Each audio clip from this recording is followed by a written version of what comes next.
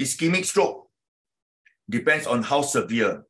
The severe ischemic stroke also can be life dangerous. Hemorrhagic stroke, the dangerous thing is aneurysm. If it bleeds, it can be very big and can be very dangerous. So there's no such thing as ischemic stroke is less dangerous than hemorrhagic stroke.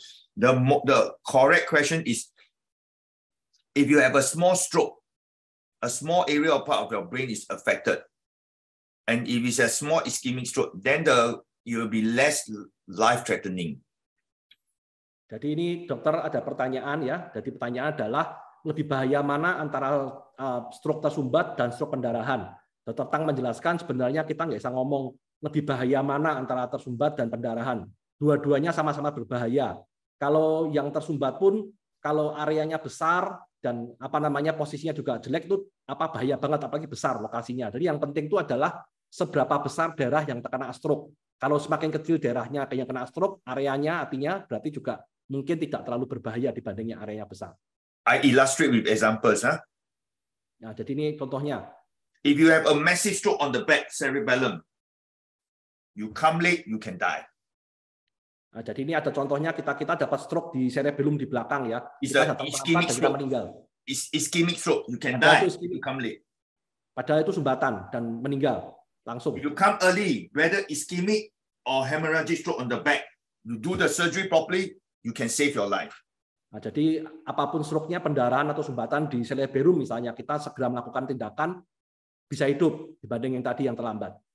Okay, if you have a small stroke in some part of the body, say in the deep part of the brain, but your left arm, left leg cannot move, you suffer this deficit, but it doesn't cause you to die. Nah, jadi ketika ada serangan stroke kecil di otak kiri kita, mungkin areanya sangat kecil sekali, kita mengalami gangguan di sisi kiri kita, pelemahan. Tidak berbahaya dan kita tidak akan mati. But if that small ischemic stroke is no problem, but if it's an aneurysm stroke, you got some small bleed that you realize, severe headache, and you don't treat early, the next aneurysm can rupture and can die. So if you have an aneurysm stroke, even though it's small, you better have it treated early because the next bleed can die. Nah, ini bedanya gini, ini ketika kita ada stroke pendarahan, areanya kecil, ada aneurisma kecil, tapi kan sama-sama kecil sama sumbatan tadi. Tapi bedanya adalah ketika aneurisma ini pecah kecil aja, nanti yang berikutnya tuh pecahnya pasti lebih besar dan kita akan meninggal gara-gara itu. So I hope this help to illustrate is the question is not a valid question. I already illustrate to you what is big and what is small, and you need to know the underlying cause. All right? Okay. It's not so simple, so straightforward. Okay? Nah, jadi ini gambarannya, jadi bukan seperti pertanyaan tadi itu tidak sama sekali tidak valid mana yang berbahaya, tapi kita harus lihat kondisinya dulu karena tidak bisa kita tentukan.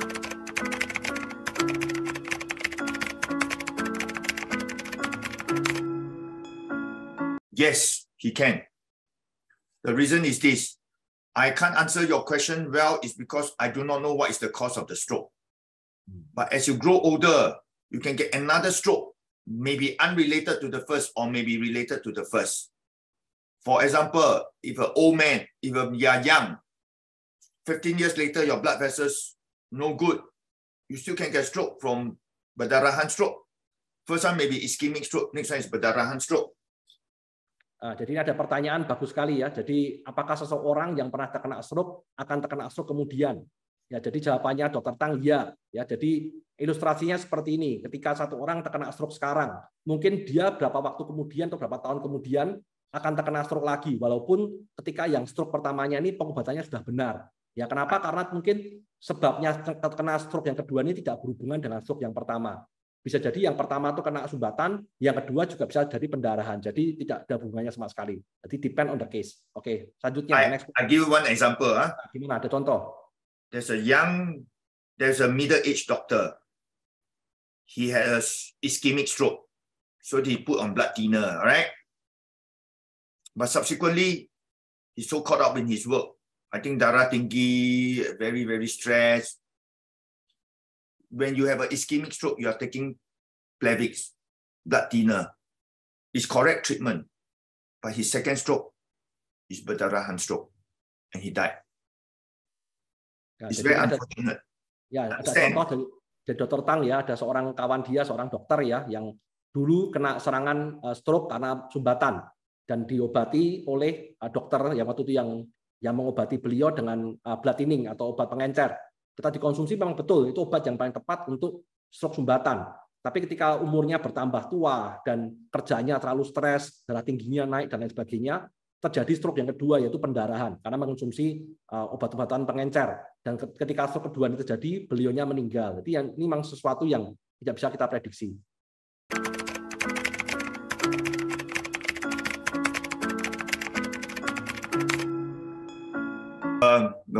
This health screening for stroke is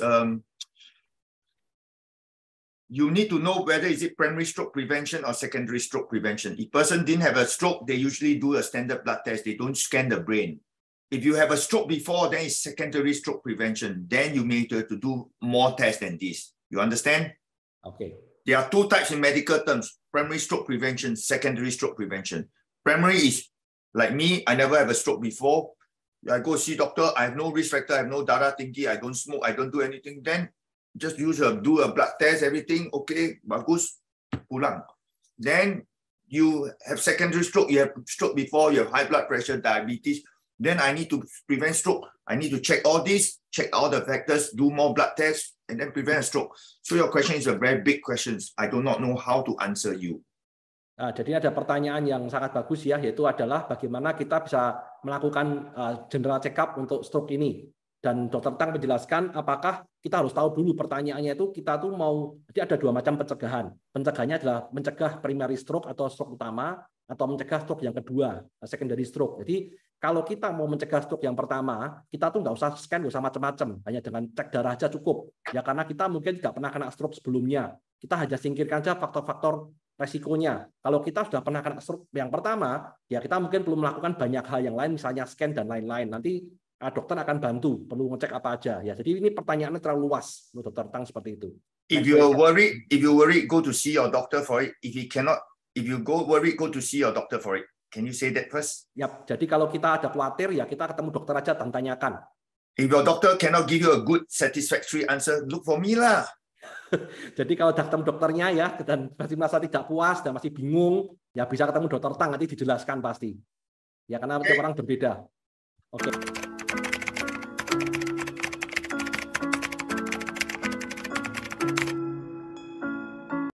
In regards to this question about your mother having ischemic stroke last year, she must continue her medicine to prevent the stroke. I'm not too sure what is this injection. Oh, no. I'm coming. Give me a while more. Okay, bye. I do not know what is the medicine injection. Is it related, not related? Most important, she must continue the blood thinner. All right.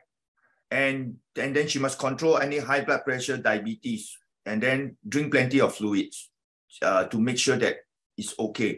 I'm not too sure what is your injection medicine. Okay, jadi ini ada pertanyaan. This stroke can happen again if you didn't take care of all your risk factor.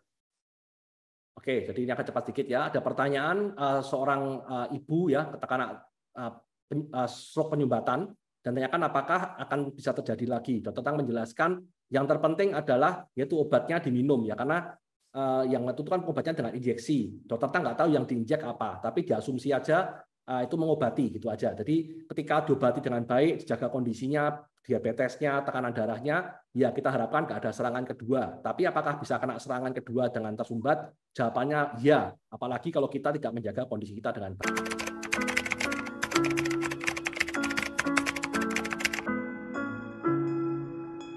Ini kita bisa melakukan scan dan hasil scan-nya bagus, tapi tidak menjamin 5 tahun kemudian hasil scan-nya akan sama. Dan yang bagusnya satu hal, ketika orang tua kita atau saudara kita meninggal gara-gara aneurisma, kita mungkin tidak akan kena aneurisma karena aneurisma ini kecil kemungkinan untuk diturunkan. Pertanyaan selanjutnya. Okay, so for the lady just now with the aneurysm, if she's worried, then she better see a doctor for it. Okay, but it cannot promise her next time doesn't have, right? Okay, now is this next question. Okay, sorry, you interpret. Oke, jadi kalau wanita yang ditanya masih khawatir bisa segera ketemu dokter, tapi bukan artinya ketika diperiksa baik-baik saja 5 tahun kemudian hasilnya bakal sama. Oke, next question. When a person suffers from ischemic stroke and doesn't get it treated correctly initially, can the patient do something to help improve their condition? Of course you can. I taught you so many things. take care of your life factors, the lifestyle factors, take care of all the risk factor of high blood pressure, high cholesterol, diabetes, smoking. These are the 4 things. Drink plenty of fluids to make sure that your ischemic stroke is well controlled. Doc, maybe the question is, maybe I try to explain to you in English also. Sorry. Maybe more is, if for example, he got a stroke and he cannot move the hand or he cannot move the leg. But can you, I mean, after a while, maybe after a year or 2 years, can you still treat the patient to help to him to able to move the body?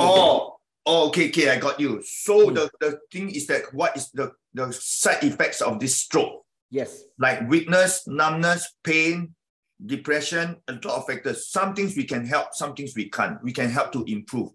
Like weakness, we can help to do Botox, come early. We help to do Botox, we help to do physiotherapy, improve, then give brain tonics, and then come. That is the thing. That's why I tell you, I cannot do in one time. Cannot do in this part 1 and sudah habis. Cannot, impossible. Right? So just to tell them, say that there are many aspects. Some people have pain. So we need to treat with medicine to improve the pain. His pain better, his depression will get better. A lot of factors.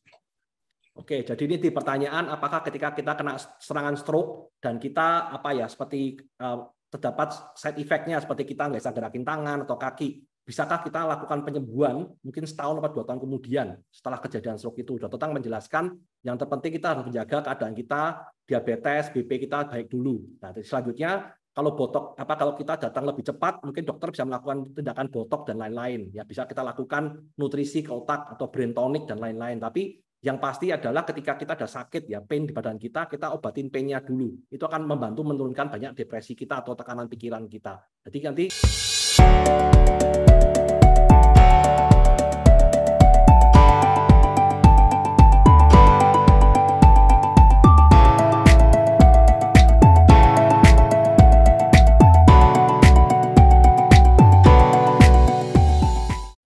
Setelah menonton video ini, jangan lupa subscribe channel Tech On TV.